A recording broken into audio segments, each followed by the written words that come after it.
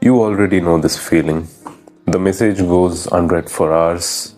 The conversation ends just slightly colder than it started.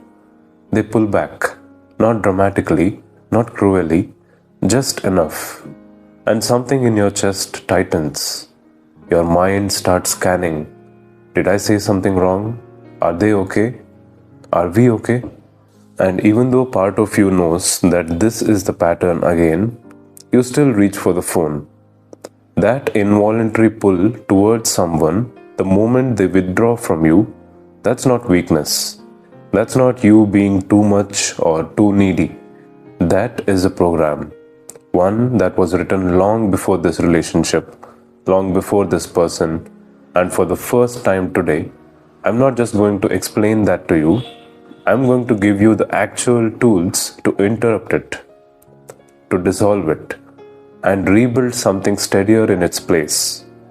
In a previous video where I shared the story of the woman who used Ho'oponopono on her avoidant attachment, so many of you came to the comments not just relating, but exhausted from understanding the pattern and still not being able to stop it. You've done the reading, you've done the journaling, you know the terms, and still, the moment they go quiet, something in you breaks open. This video is for you, specifically you, and I need you to stay with me through all of it, because what I'm about to share builds on itself, and the part that will actually change something for you might be the part you least expect. Let's start here, with what this dynamic actually is at its root. Your avoidant pattern is not your problem. They are your mirror. I call this the subconscious mirror framework.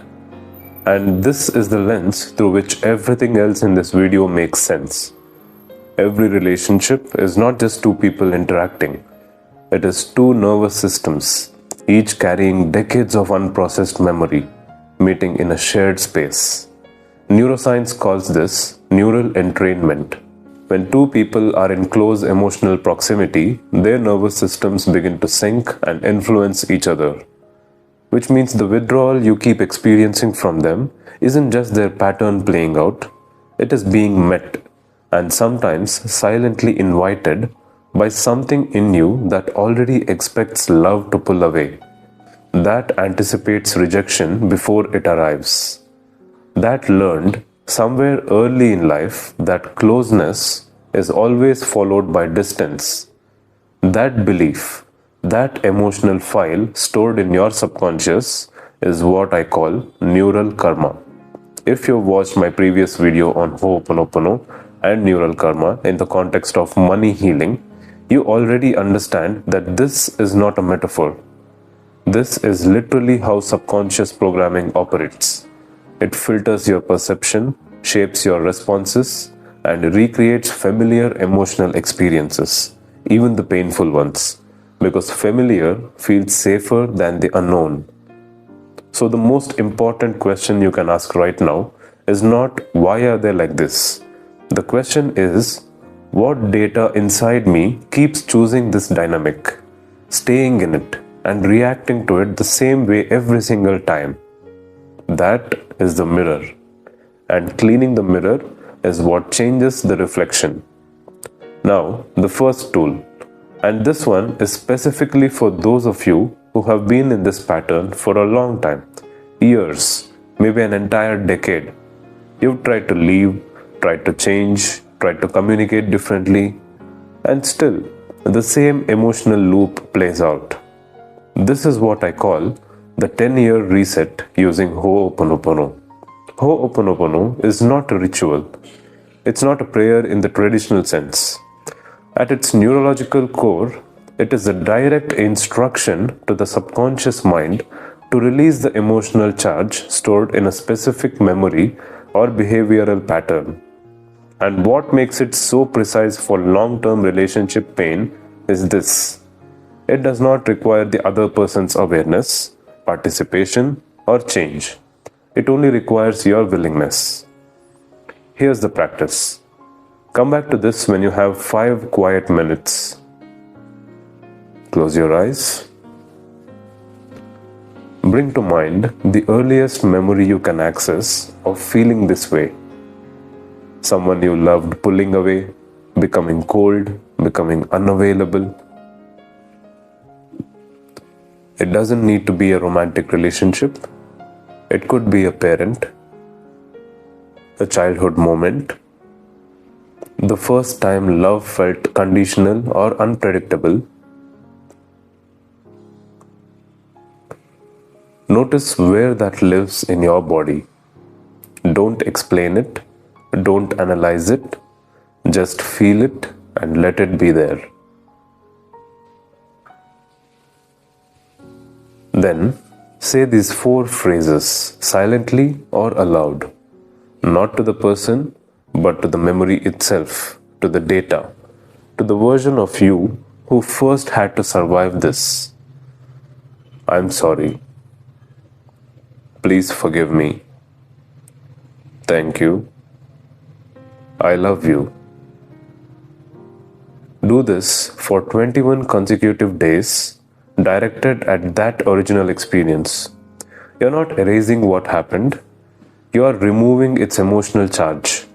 The memory stays. The wound begins to dissolve. And here is what most people don't realize until they're several days in. When you clean the original file, the present day trigger loses its grip, because the present is always being run by the past. Change the data, and the loop changes with it. But there's a critical mistake I see people make with this, and this is the part most people misunderstand.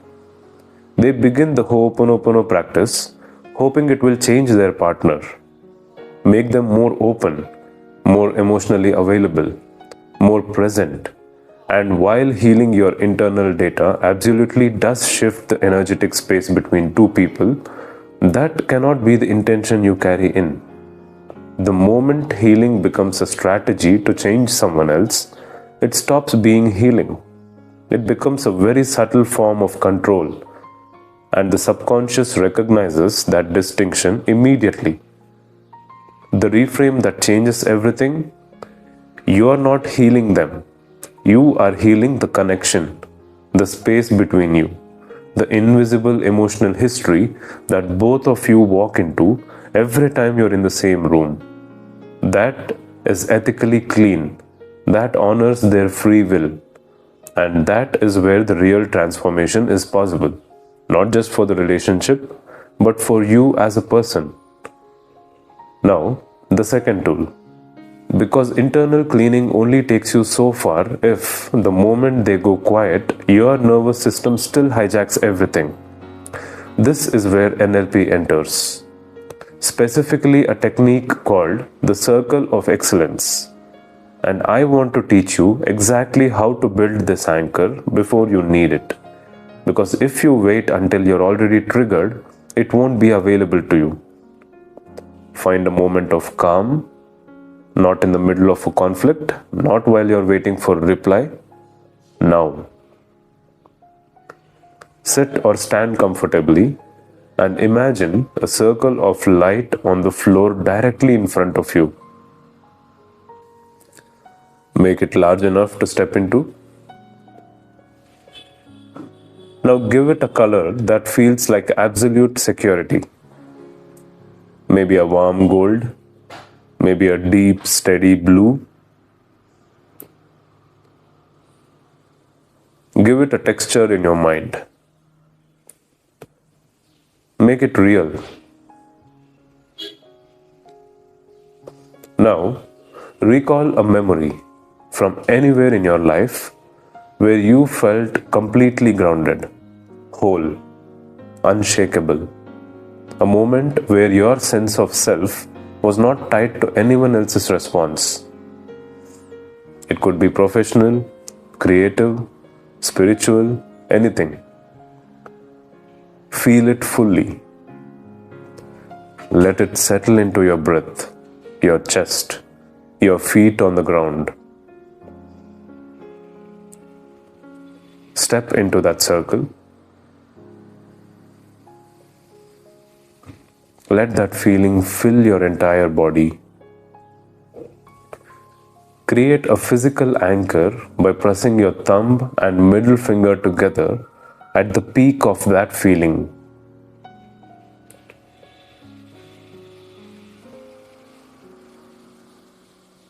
Repeat this 3 full times with complete emotional commitment.